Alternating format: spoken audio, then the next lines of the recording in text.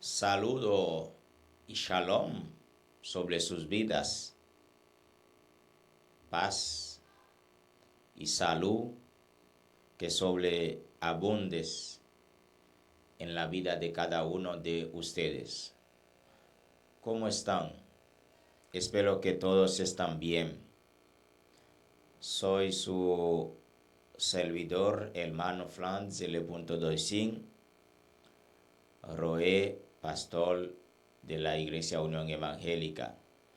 Espero que todos están listos para seguir conmigo a enriquecer nuestros conocimientos, nuestra emuná, fe obediente en la Torá, en la enseñanza de la palabra de Adonai. Como siempre, vengo con la enseñanza sobre código real, Brit Hadashah, que es conocido en el nombre de Nuevo Testamento. Y es importante saber que soy amante de la lengua hebreo bíblico, la lengua hebrea.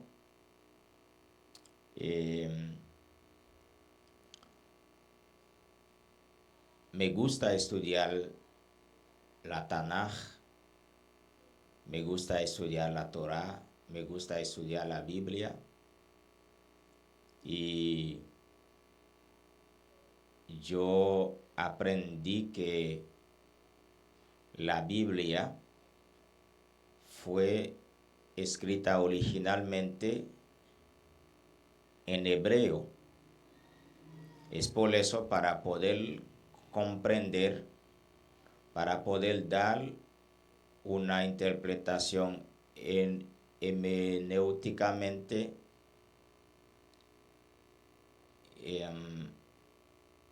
tengo que aprender el hebreo bíblico y tengo que saber cuál es la diferencia entre la Torá de Adonai y las dogmas, las tradiciones de hombres. Es por eso, para mí es un inmenso placer cada vez que encuentro conmigo mismo y con ustedes para poder aprender un poquito más de la Torá. Torá, por lo que no tiene conocimiento del hebreo bíblico, es esto que nos da en el occidente como Antiguo Testamento. Los 5 primeros libros de Moshe, en griego, que traduce Pentateuco, pero en realidad el Antiguo Testamento no es su verdadero nombre, sino Tanaj, que comprende de Bereshit, el primer libro, y Malaquías, y código real, Brit Hadashah, el pacto restaurado, es esto que nos vende como Nuevo Testamento. Bien,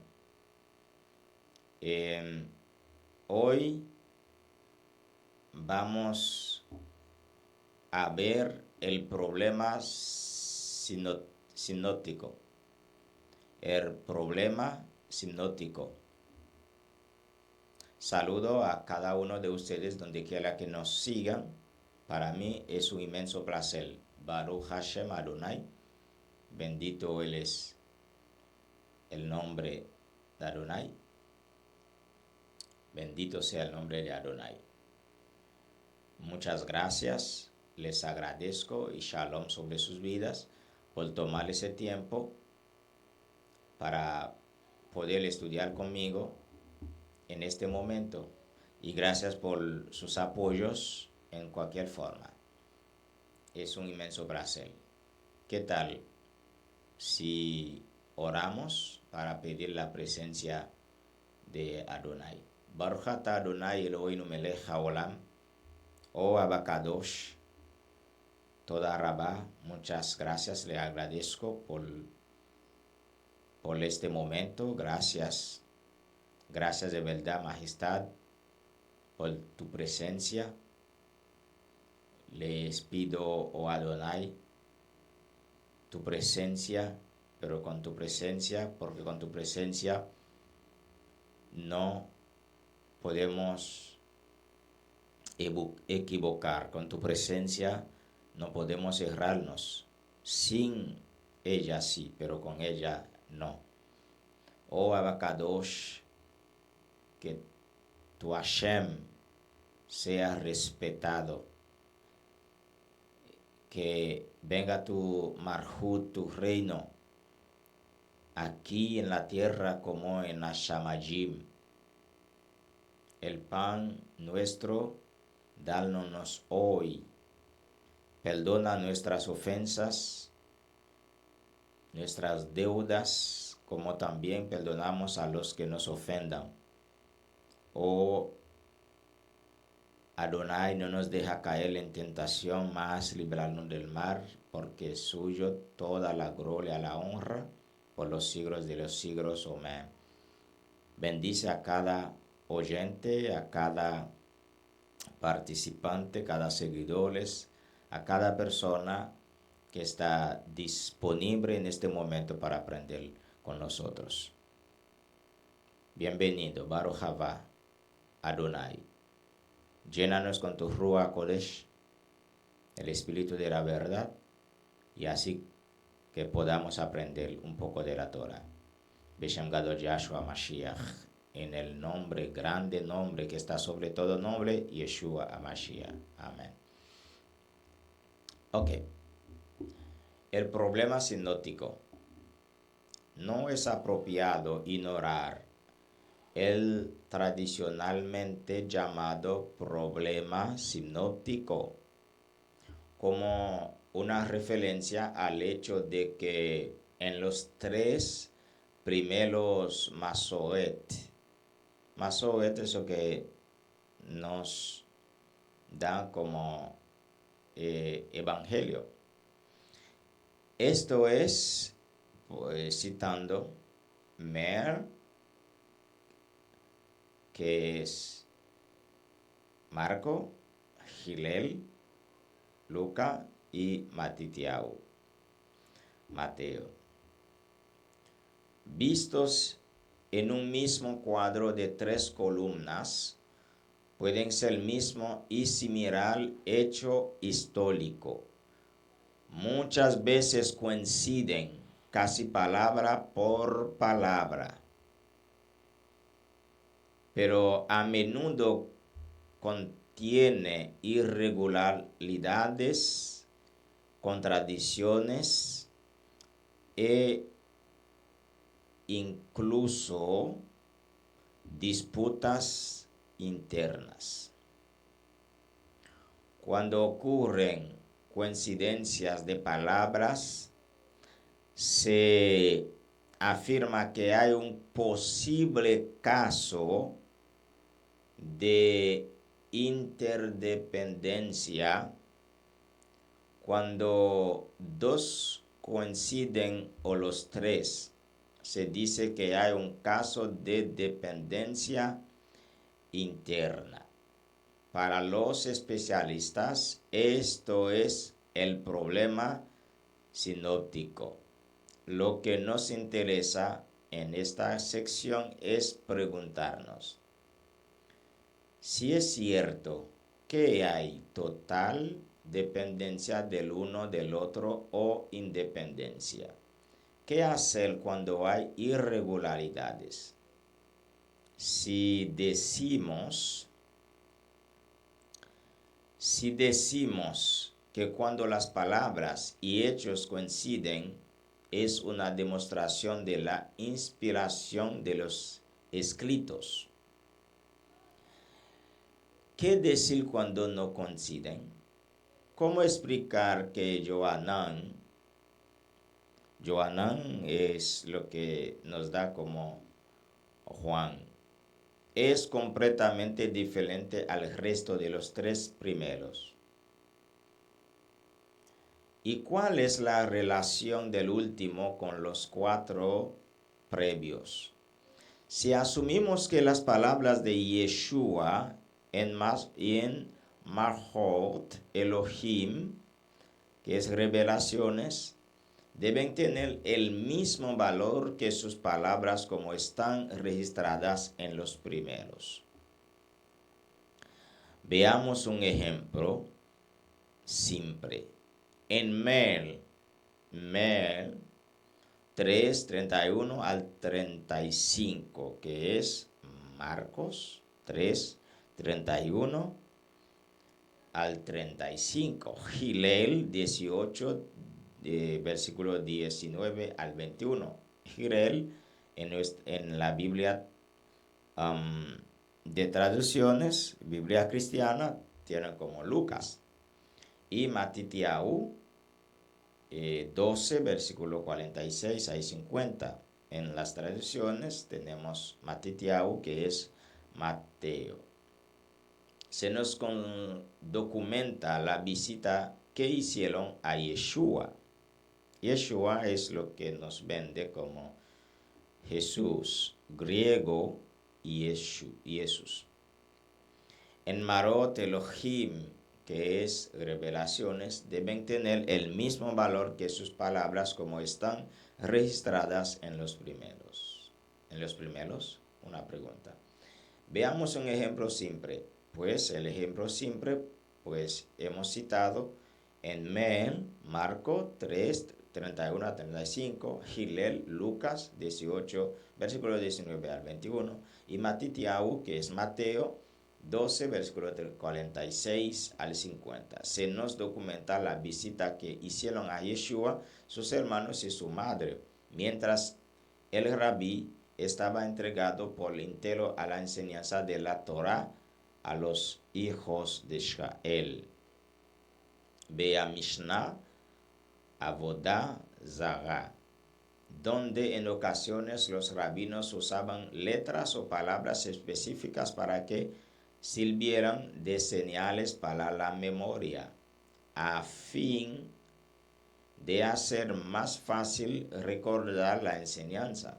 Hoy día, estas mismas técnicas continúan siendo usadas entre los estudiantes para recordar fórmulas y principios científicos que son de difícil memorización.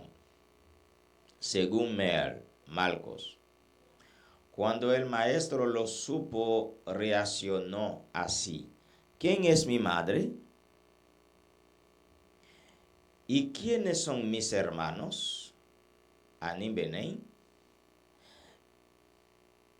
Y mirando a los que estaban sentados alrededor de él, dice: he aquí mi madre y mis hermanos, pues todo aquel que hace la voluntad de Elohim, este es mi hermano y hermana y madre. Según Mateo, esto fue lo que sucedió.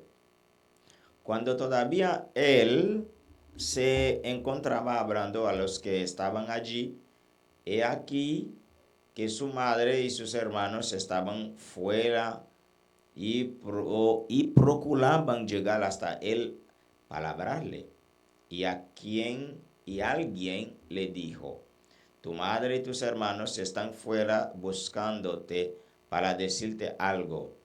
Mas él respondiendo le dijo, ¿quién es mi madre y quiénes son mis hermanos? Y extendiendo su mano y apuntando con ella a sus talmidim, y dijo, talmidim sus discípulos, y dijo, he aquí mi madre y mis hermanos, porque cualquiera que disponga su corazón para obedecer los mandamientos de mi Padre, que está en los Ashamajim, cielos, ese es mi aj. Eso es mi ajot. Eso es mi ajim, mis hermanos. Porque cualquiera que disponga su madre o su corazón para obedecer a los misbot de mi Padre que está en los Ashamajim, este es mi hermano y mi hermana y mi madre. Aquí, evidentemente, hay una valiente,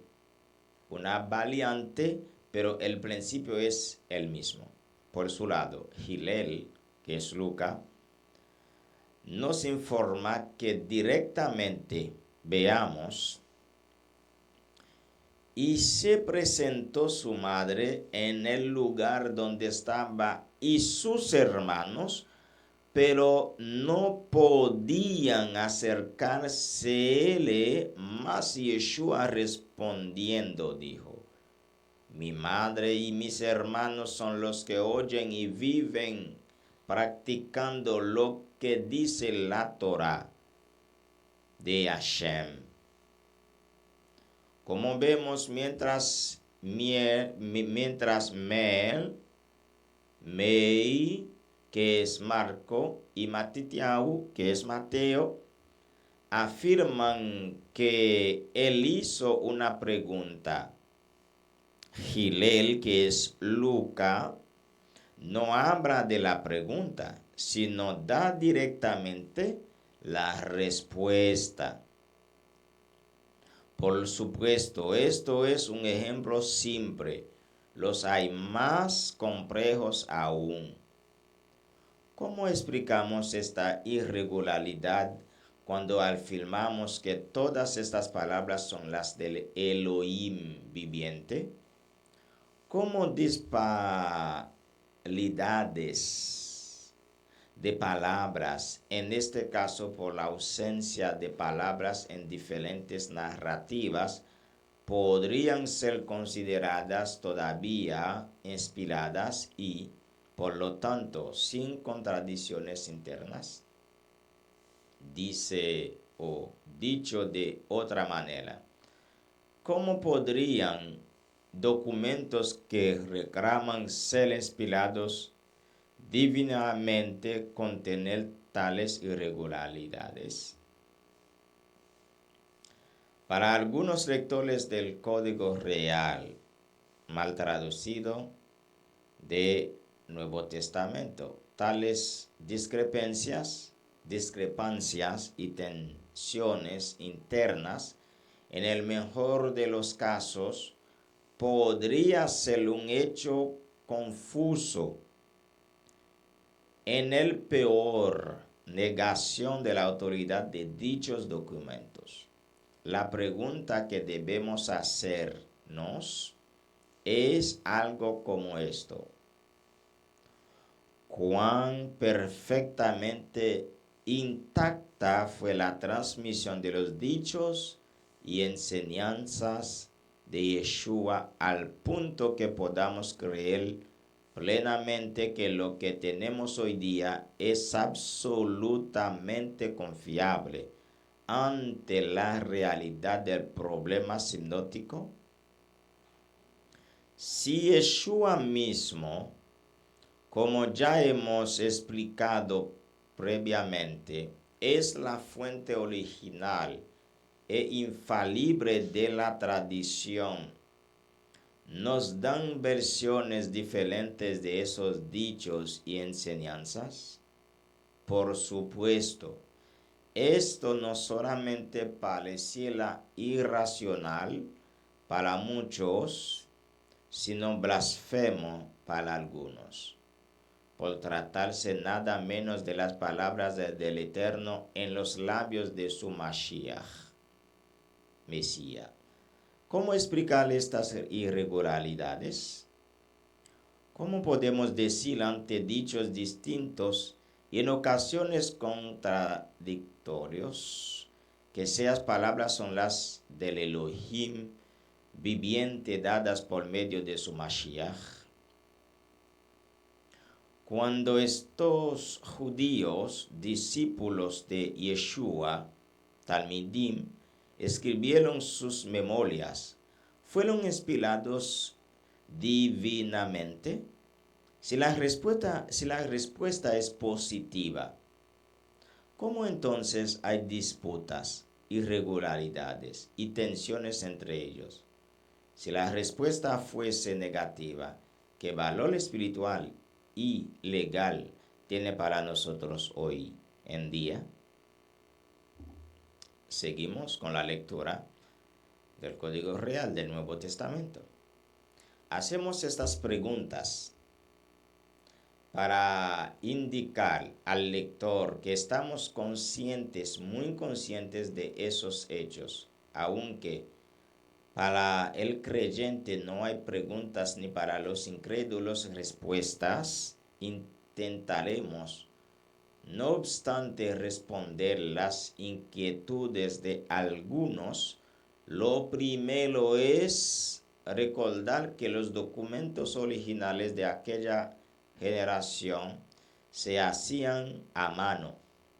Ellos no tenían los medios sofisticados que tenemos hoy en día. Las copias tenían que ser hechas manualmente, un proceso sumamente engorroso, difícil, que tomaba mucho tiempo y en ocasiones se hizo bajo tensiones políticas y persecuciones muy fuertes. Estamos estudiando Código Real, mal traducido Nuevo Testamento.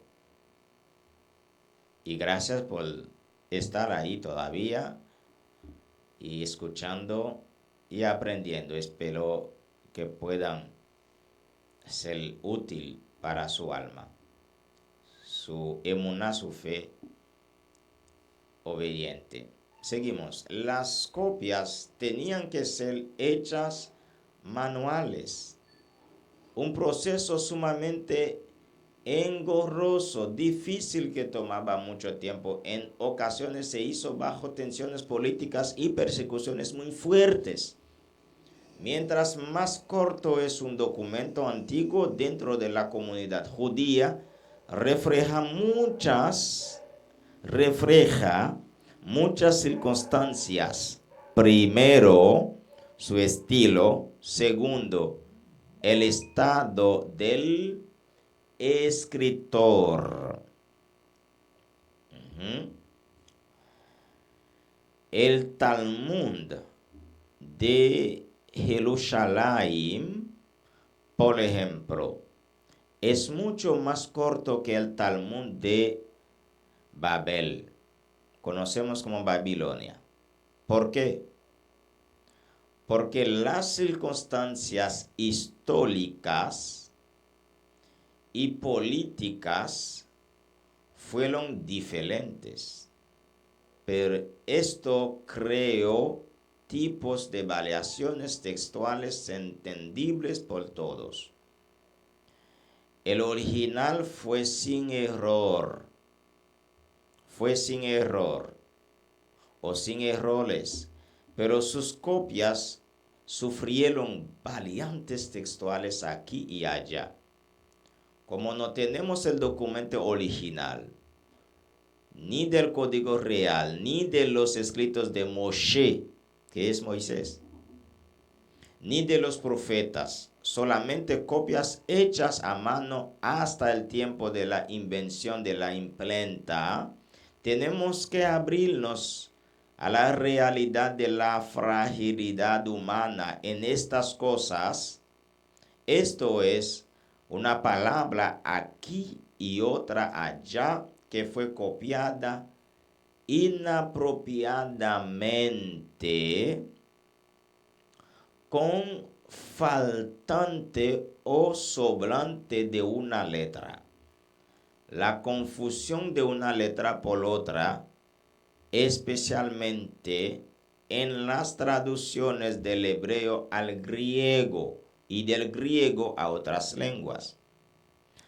Estamos en presencia de correcciones gramaticales, mejoramientos del texto e incluso algunas notas marginales que fueron tomadas por escritas tardíos como parte del texto. Ejemplos notables. La inserción de una nota marginal del encuentro de Yeshua con una mujer adúltera. En Johanán, conociendo en el occidente como Juan 8, y el final tradicional del Mer, que es Marcos 16, versículo 9 al 20, que no aparece en las versiones más antiguas y que fueron añadidas en copias posteriores como si fueran parte del texto.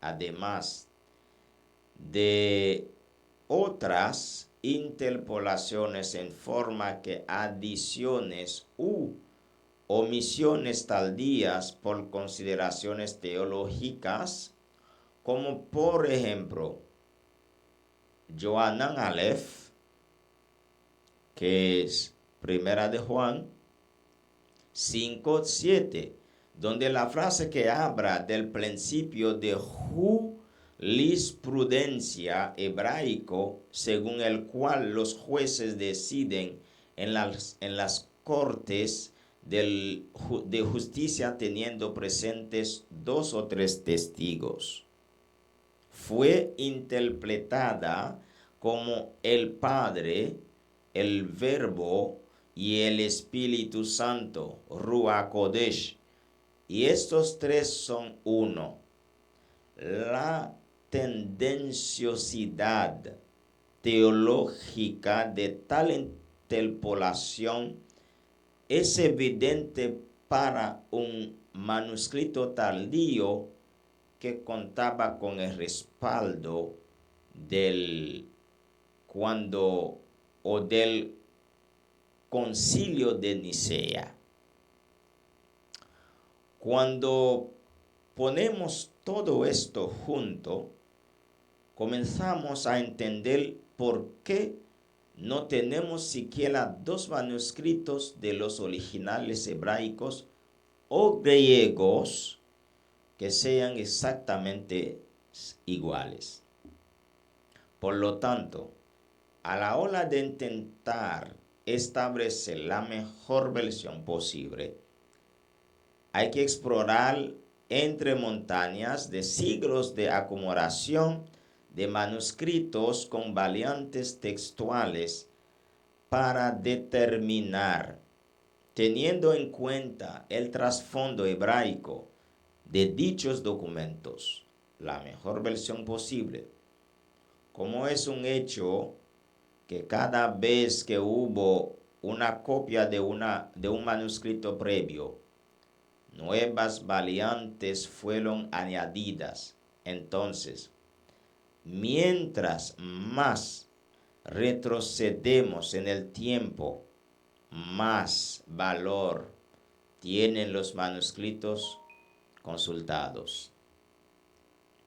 Recordándole que estamos leyendo en el Código Real, Nuevo Testamento, Pacto restaurado, el Pacto renovado.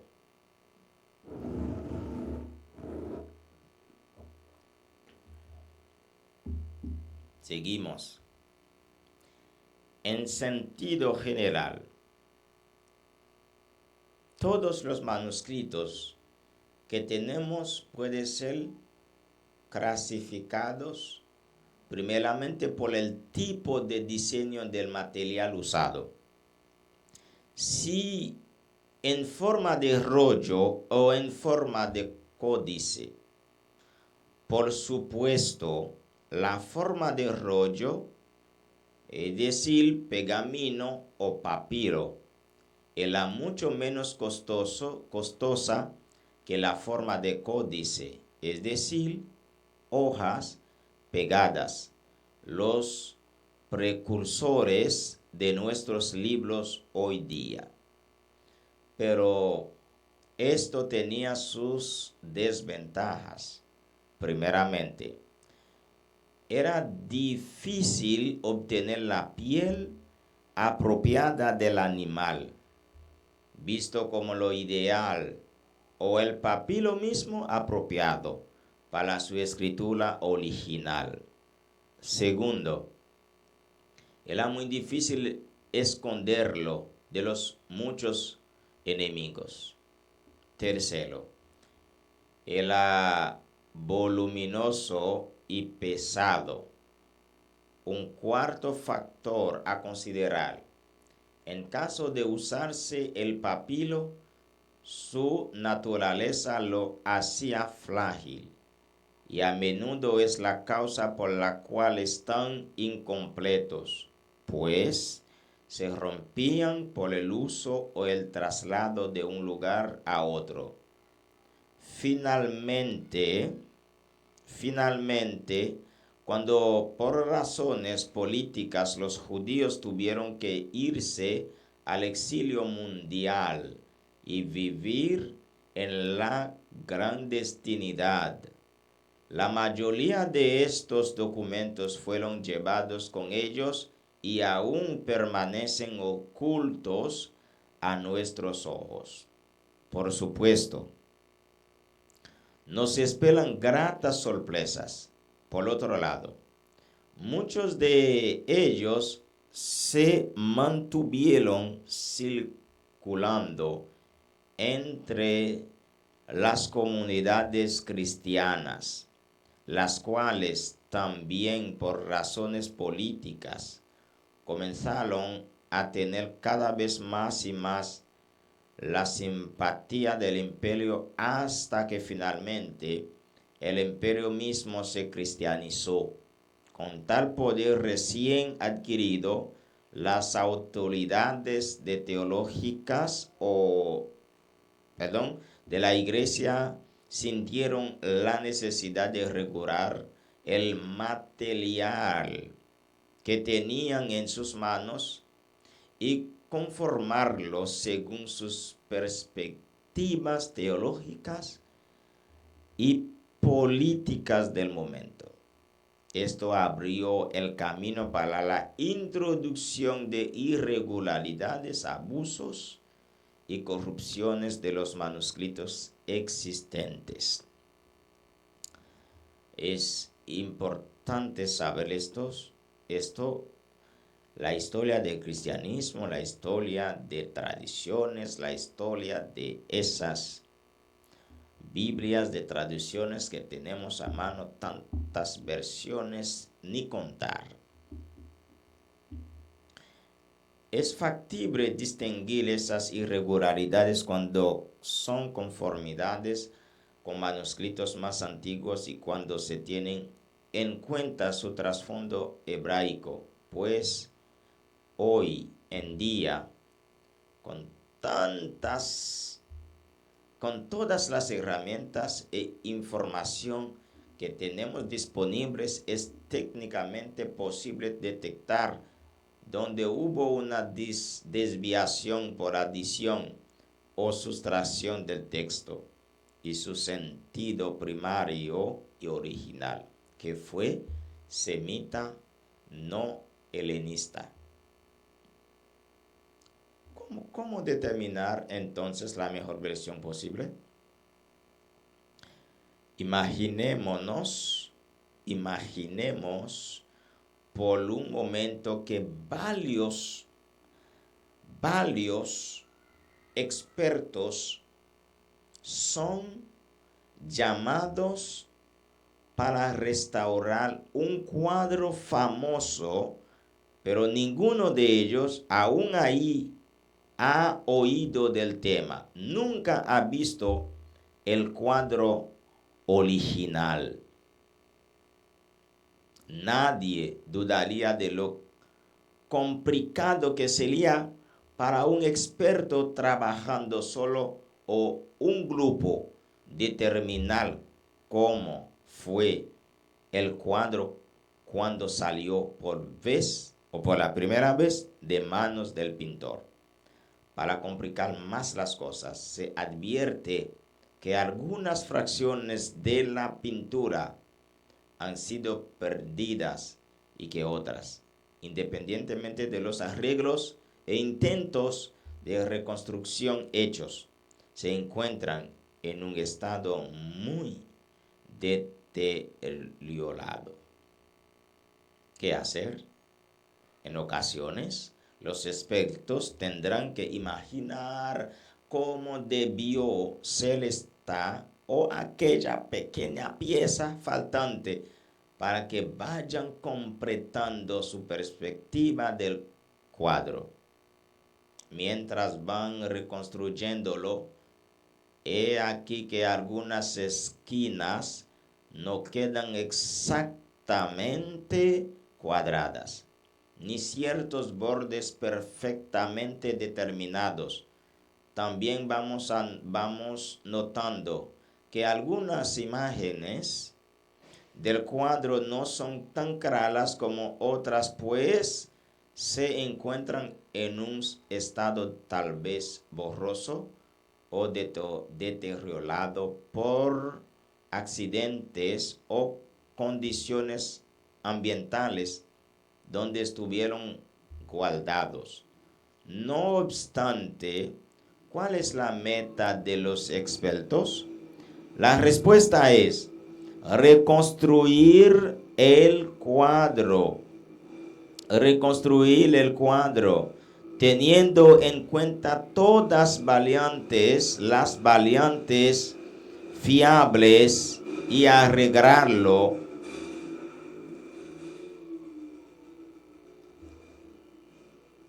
No obstante, ¿cuál es la meta de los expertos?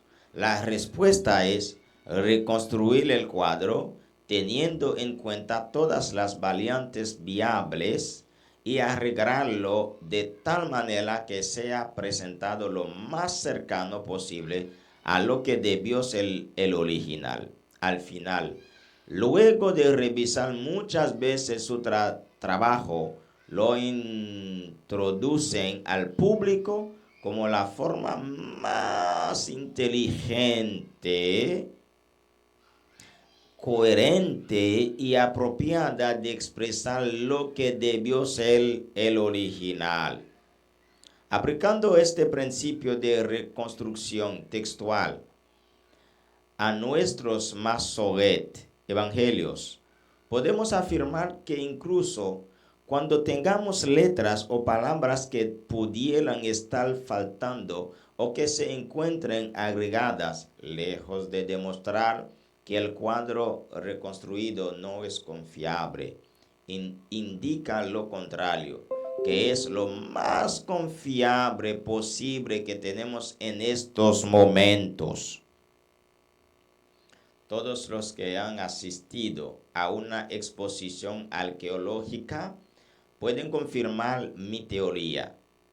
Si alguien viene a nosotros y nos dice que ha descubierto un vaso de plata original del tiempo del segundo templo y nos la presenta absolutamente pulida y perfecta, sin daño alguno, al punto que no habría cómo distinguirla de otra recién salida al mercado, todo el mundo pondría en tela de juicio tal descubrimiento. ¿Por qué? Porque tratándose de asuntos tan antiguos, Lo que precisamente nos da confianza que estamos en presencia de algo auténtico son esas pequeñas deficiencias que lo distinguen de una obra reciente y perfecta. Por cuanto tenemos algunas letras y palabras e incluso documentos enteros que aún no han aparecido. Ninguna teoría puede ser absolutamente probada o descartada. En tanto que sigamos una teología científicamente seria y alágicamente aceptable, las pequeñas deficiencias que podamos encontrar aquí o allá no nos da derecho a lanzar la obra reconstruida al cesto de la basura. En el judaísmo, por otro lado, sostenemos un principio muy antiguo que es: ninguna objeción hecha a los dichos de los sabios de la Torá de antaño, sean sus memorias bendecidas, descalifican necesariamente esos dichos. Las objeciones no son necesariamente conclusiones. Debemos tener siempre presente que estamos hablando de palabras y escrituras, no de fórmulas matemáticas donde solamente un resultado final es alcanzado correctamente. La preferencia de una reconstrucción textual sobre otra, asunto que es científico y alágicamente válido, no tiene su fundamento en la descalificación de las partes, sino en la preferencia de uno sobre el otro, basado en la evidencia científica, alágica y lógica que ha sido presentado. Debemos recordar que no hay dos hombres que tengan el mismo tipo de intelecto, la misma forma de razonar, ni de usar creativamente la información de que dispone. Y en el proceso de recibimiento, preservación y transmisión de las escrituras, el Eterno no lo ha dado a los ángeles, sino a los hombres. Y aún, cuando la santidad de esos escritos requiere un acercamiento y estudio del mismo, despojado de todo tipo de prejuicios y con una mente y un corazón lo más especial e intelectualmente puros y objetivos, el hombre, precisamente por ser hombre y no un ángel, malaj, no está absoluta y completamente libre de las sublimidades históricas, culturales y teológicas que han dado escritura y vida a su intelecto. Esto es lo que llamamos en nuestra tradición rabínica, el principio de Shihul Adad. Esto es la evolución mental de los hechos presentados, en los cuales cada intelecto humano los interpreta, infiere y los sistematiza de forma diferente. Pero estas diferencias, lejos de descalificar el hecho, lo auténtico, el Eterno nos ha creado con variantes sublimales que actúan como fuerzas escondidas dentro de nuestras personalidades y distinguen la forma como nos acercamos e interpretamos los hechos que tienen lugar ante nuestros ojos. Dependiendo de dónde nos encontraremos, a cuánta distancia y con qué motivación.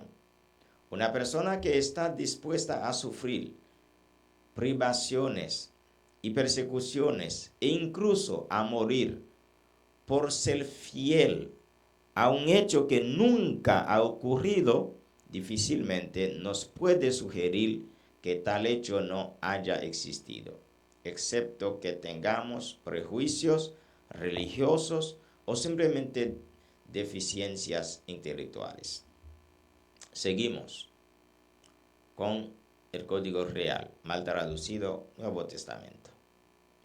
Por otro lado, debemos recordar que en los días del segundo templo, cuando tuvo lugar la vida y los dichos de nuestro rabí, Yeshua Mashiach, no existían cámaras de video, ni grabadoras digitales, ni taquígrafos profesionales para retener cada palabra, respiración, entonación y comunicación corporal que acompañaron a esas palabras.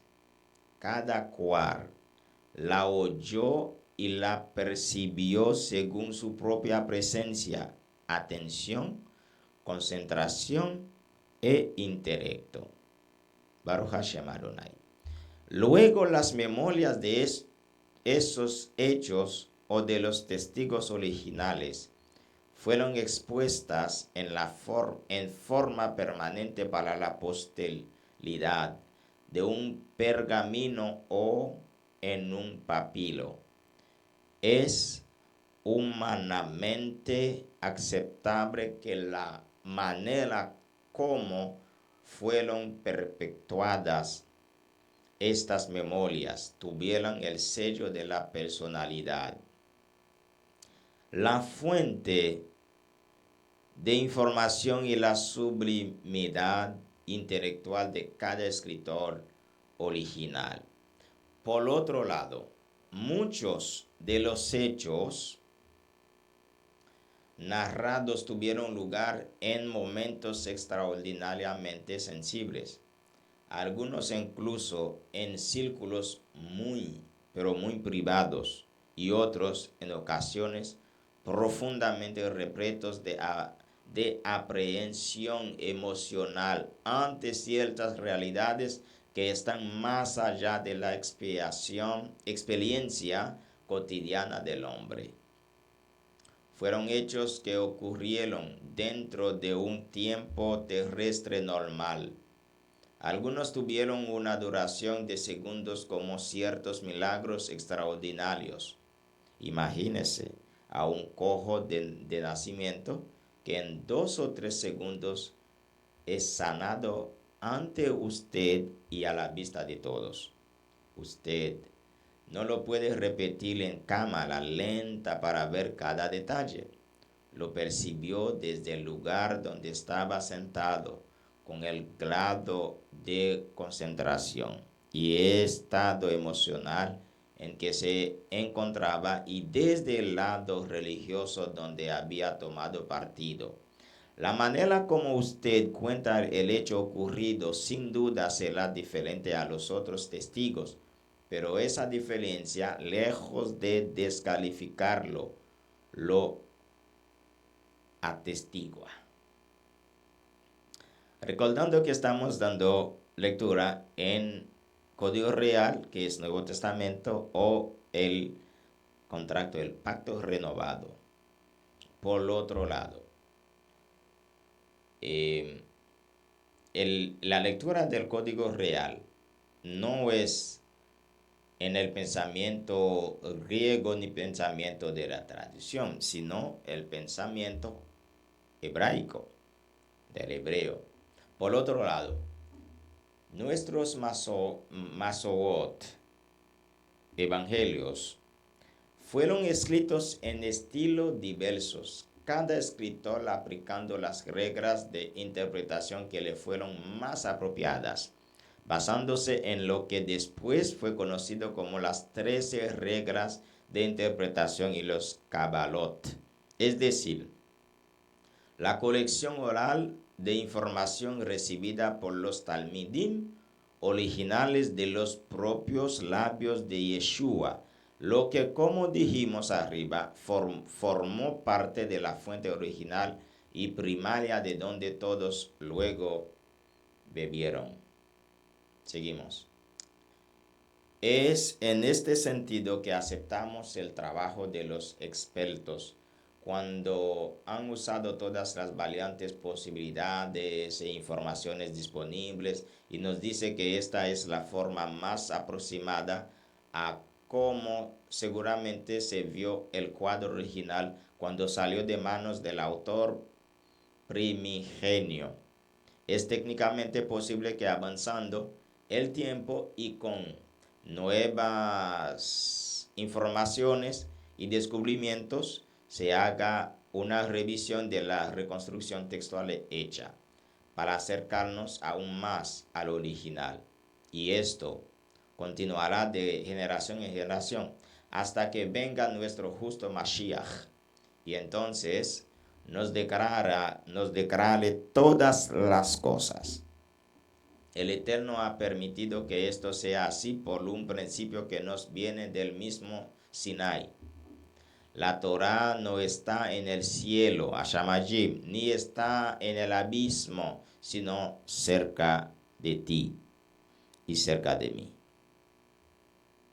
En tu boca, en mi boca, en tu corazón, para que la cumplas.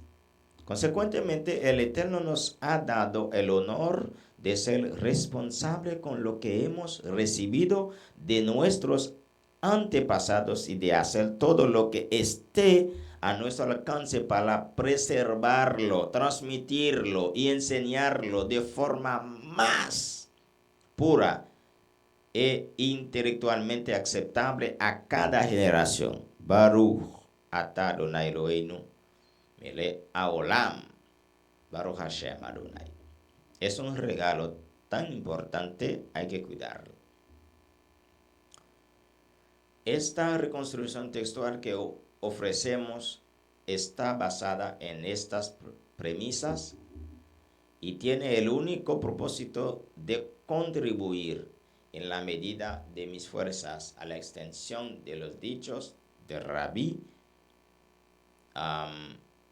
de la forma más cercana posible a lo que salió originalmente de sus labios, para que cada generación de los descendientes de Sefarad guste de las riquezas de sus palabras,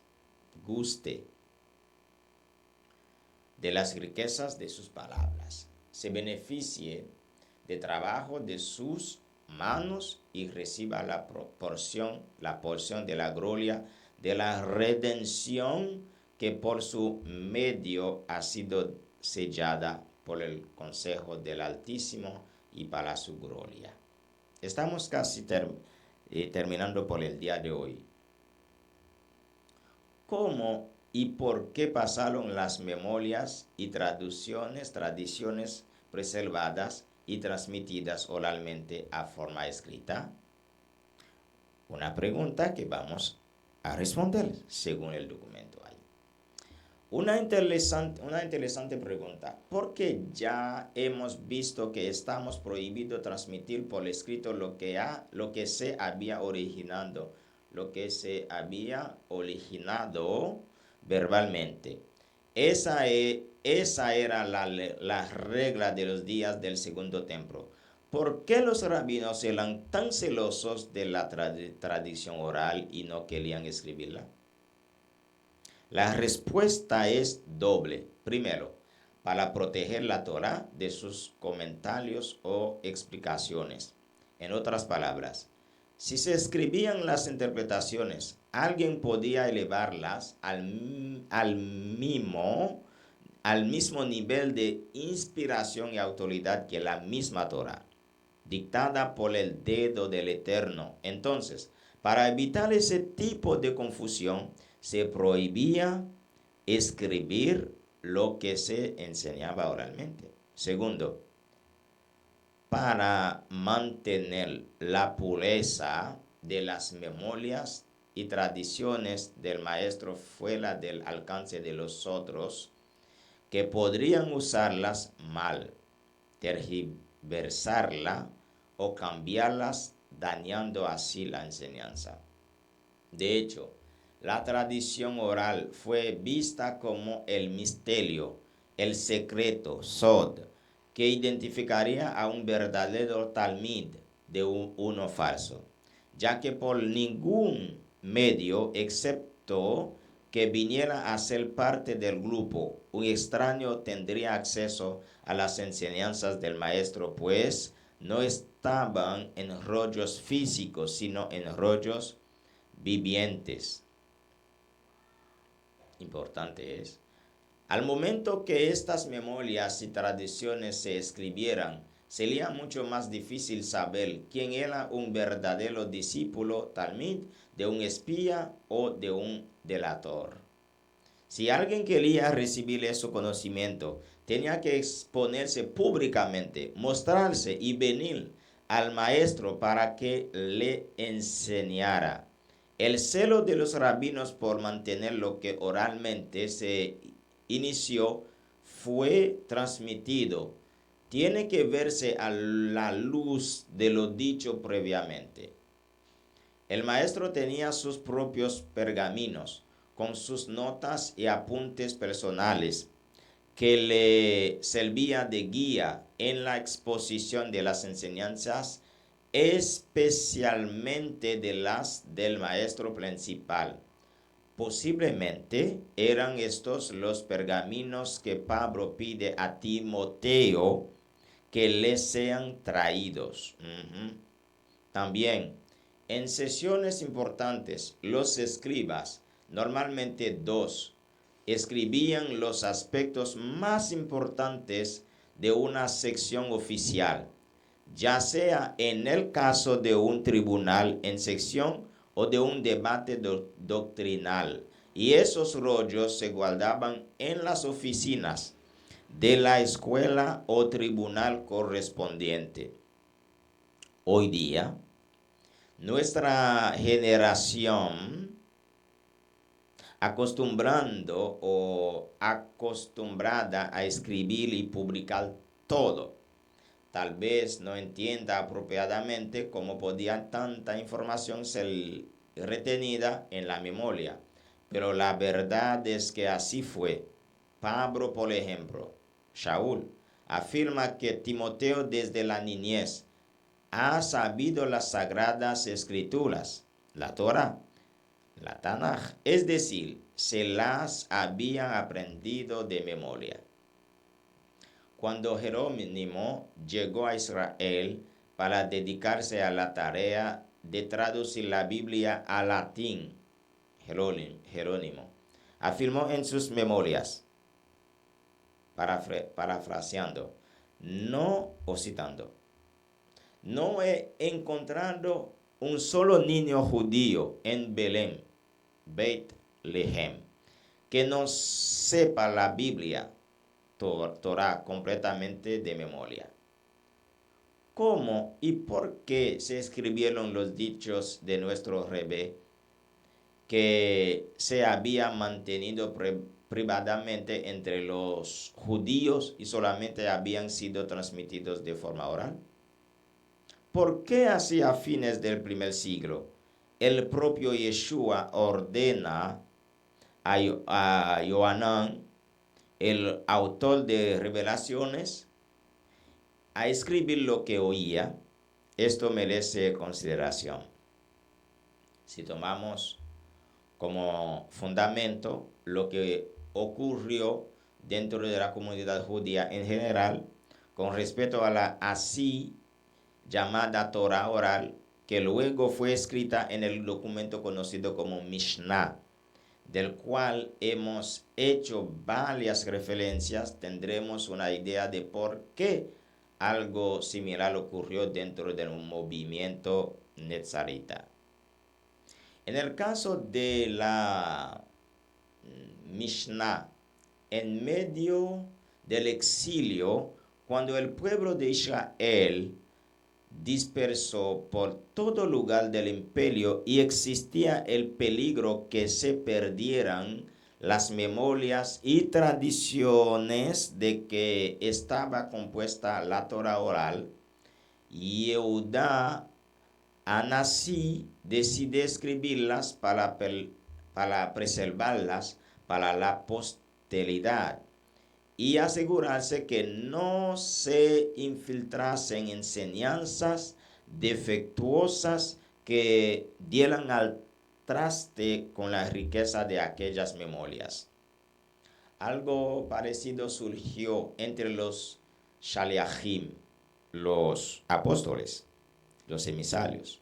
Si tenemos en cuenta que muchos habían venido de todas partes para oír las enseñanzas de Yeshua y luego habían regresado a sus lugares de origen, que la fama de Yeshua se extendió por todo lugar y existía el riesgo de que cada cual interpretara por su cuenta esas enseñanzas.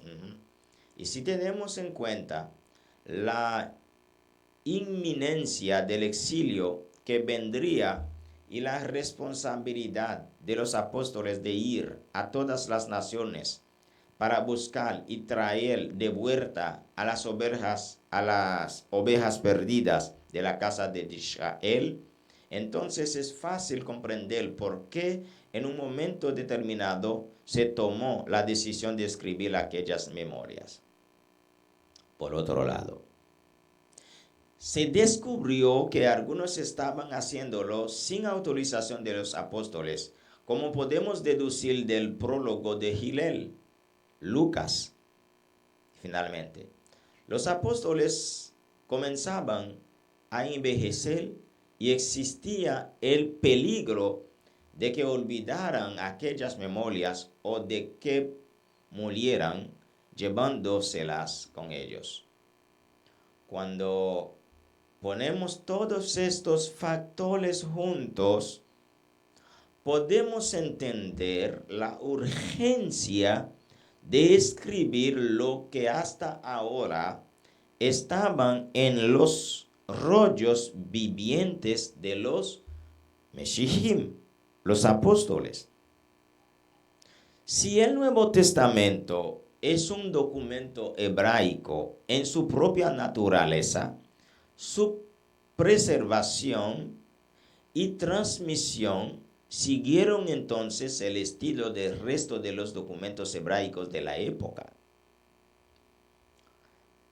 El hecho de que el Mashiach no habló lo que habló, ni dijo lo que dijo en otra lengua que no fuese el hebreo, ignorar el trasfondo hebraico de sus palabras, dichos comentarios y explicaciones de la Torah nos expone a torcer sus enseñanzas y a corromper su doctrina, asignándoles un significado extraño al hebreo de donde proviene su verbo. ¿Cómo se escribió? Ya hemos visto que Lucas Hillel menciona que muchos que han pretendido poner en orden las cosas. Por otro lado, Johanán, que es Juan, nos informa que las palabras y otras de Yeshua van mucho más allá de lo que está contenido en su Masoá, y que de escribirse todas, una por otra, una por una, no cabrían en el mundo los rollos que tendrían que escribirse. ¿Cuánto se escribió entonces? El hecho del trasfondo hebraico del Nuevo Testamento nos permite asumir la respuesta a tan interesante pregunta. pues sigue el mismo principio que tenemos del resto de las escrituras. Moshe, mal traducido Moisés, los profetas y los salmos. Por ejemplo, el Talmud nos dice, cito, muchos profetas se levantaron en Israel, el doble de la cantidad de judíos que salieron de Egipto, Mitzraim. ¿Por qué sus profecías no están documentadas en las escrituras? Solamente fueron escritas aquellas necesarias para las figuras, para las futuras generaciones. Las que no eran imprescindibles no se escribieron. Voy concluyendo en el día de hoy. Esta fue la forma judía de determinar cuánto se escribía. El mismo principio fue seguido por los apóstoles, todos los cuales fueron judíos y sin duda asistidos divinamente. Nuevo Testamento nos sugiere Colosenses 4:16, Colosenses 4:16, pero explica hasta nuestros días el principio general que seguían los profetas de Israel y que se hace presente de los emisarios. Tres razones fundamentales motivaron sin duda a escribir el Código Real, el Nuevo Testamento, el Pacto Renovado. Primero, ofrecer una base confiable a cada generación con respeto de la identidad y misión de Yeshua con el Mashiach sufriente, manteniendo al mismo tiempo viva la expectación de la redención y su segunda aparición en medio de los sufrimientos y vicisitudes de un exilio inminente del dominio de las fuerzas del mal, imponiéndose sobre el horizonte de la historia, ya en los días previos a la destrucción de Jerusalén y del templo en los años posteriores. Segundo, establecer una guía espiritual que mantuviera los niveles de moralidad judías como la norma de la comunidad sin ceder ante las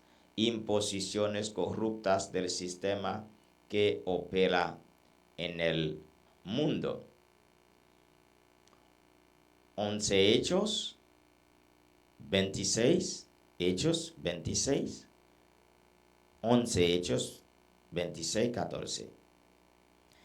Tercero, ofrecer soluciones alágicas o legales dentro de las comunidades según las condiciones cambiantes de las mismas, de tal manera que se mantuvieran siempre vivas, pujantes, aún en medio de los días turbulentos del exilio que se avecinaba, y contarán con los principios jurídicos necesarios para sobrevivir ante las nuevas condiciones que se acercaban. El énfasis en la redención final es el tema central del Código Real, Nuevo Testamento, así como lo llaman. Pero es el pacto renovado. Y la seguridad de que, aun cuando tengamos que atravesar un periodo del exilio, tribulación y pruebas, finalmente los reinos de este mundo serán del Eterno y de su Mashiach, quien impondrá el dominio del cielo, Hashamayim, y la tierra, Aretz, para siempre. Mientras tanto, según nos movemos del exilio a la redención, una misión triple es establecida según ya hemos apuntado previamente. Hemos llegado al final por el día de hoy. Estuvimos leyendo de Brit Hadashah, Código Real. Conocemos como Nuevo Testamento. En el pensamiento hebraico, en la raíz hebrea, en la lengua original, Lashon Kodesh, donde la Biblia fue escrita. Espero que haya aprendido algo del Brit Hadasha o Pacto Renovado, el Código Real. Espero que cada vez que encontramos en las redes, que es para aprender algo bueno, que es para acercarnos a Yeshua, a Mashiach. Pues si tiene alguna inquietud, no sé, en esos medios como White, TikTok, no vengo regularmente, ¿no? No reviso regularmente. YouTube, menos, solamente presento para presentar el Masoret, el Evangelio, y normalmente entro más por WhatsApp, donde comunico con los interesados de estudiar la Tanaj, el Pacto Renovado, en el pensamiento hebraico, no griego, no latín, no español, no en las tradiciones. Estoy intentando de aprender el hebreo bíblico y aprender desde la originalidad de la Biblia, la Tanaj, Torah. Es por eso, pues, si por ejemplo quisiera entrar en contacto conmigo, mi número es desde aquí, República Dominicana, 829 288 9292 829 288 9292. Solo para preguntas, solo para inquietudes, solo si quieren saber más. No entro en discusiones religiosas, no entro en discusiones para afectar mi emuná, mi fe obediente. Solamente tengo el placer de compartir con lo que quiere aprender, lo que quiere crecer. También quiero agradecerle por sus apoyos, de toda forma, por sus apoyos que nos apoyan.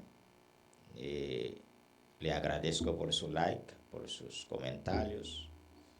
Como no, lo que tiene el deseo de apoyar este ministerio, pues la puerta está abierta para poder recibir sus apoyos, sus donaciones, como Ruach Kodesh les puse en su corazón. Pues para mí ha sido un placer, un gran placer, un inmenso placer para poder tomar ese tiempo junto con ustedes. ¿Qué tal si agradecemos a Adonai? Baruch atah Adonai Eloheinu melech haolam. Bendito Él es, tú, Adonai, nuestro Elohim, el Rey del universo. Shema Israel, Adonai Eloheinu, Adonai Echad. Escucha, oh Israel, pueblo mío, escucha Israel. Adonai Eloheinu, Adonai, uno es. Sabemos que su majestad es uno. Sabemos que su majestad no hay otro como usted, majestad. Por eso queremos agradecerle a través de la Torah, a través de la enseñanza, a través de la Torah viviente, Yeshua Mashiach. Tenemos esa libertad para acercarnos a usted, majestad, cada día más a través de la Torah escrita, a través de la Torah viviente. Muchas gracias. Les agradezco toda Rabá, Toda Rabá Bacadosh. Toda Rabá. Muchas gracias, Padre Santo. Muchas gracias.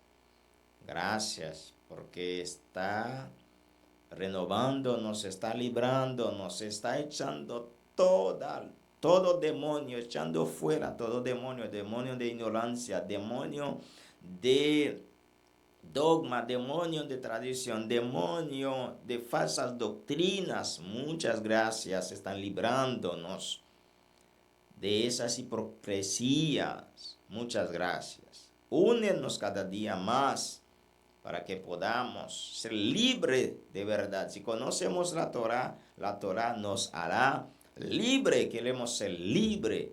Y así, si nuestra vida, nuestra alma está libre, nuestro cuerpo sería libre. Ayúdanos, Adonai, a obedecerle a través de la Torah, a través de la enseñanza. Muchas gracias.